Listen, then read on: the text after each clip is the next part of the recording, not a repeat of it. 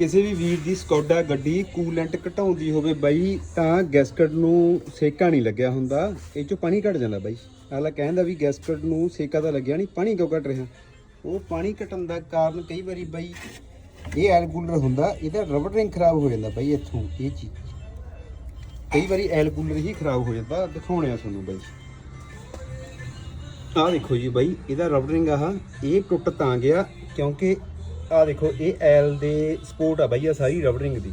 ਇਧਰੋਂ ਇਹਦੀ ਸਪੋਰਟ ਹੁੰਦੀ ਆ, ਆਹ ਲਓ ਜੀ ਬਾਈ, ਇਹਦੀ ਸਪੋਰਟ ਹੀ ਟੁੱਟ ਗਈ ਬਾਈ। ਆਹ ਸਪੋਰਟਾਂ ਨੇ ਇੱਥੇ, ਇਹ ਰਬੜ ਰਿੰਗ ਦੀਆਂ ਸਪੋਰਟਾਂ ਟੁੱਟ ਗਈਆਂ ਤਾਂ ਰਬੜ ਰਿੰਗ ਇਹਦੇ ਅੰਦਰ ਵਗ ਜਾਂਦਾ ਬਾਈ। ਜਦੋਂ ਅੰਦਰ ਵਗ ਜਾਂਦਾ ਇੱਥੋਂ ਪਾਣੀ ਲੀਕ ਹੋਣ ਲੱਗ ਜਾਂਦਾ ਬਾਈ, ਜੇ ਕਿਸੇ ਵੀ ਵੀਰ ਭਾਈ ਦੀ ਕਾਰ ਦਾ ਪਾਣੀ ਲੀਕ ਹੁੰਦਾ ਹੋਵੇ ਬਾਈ।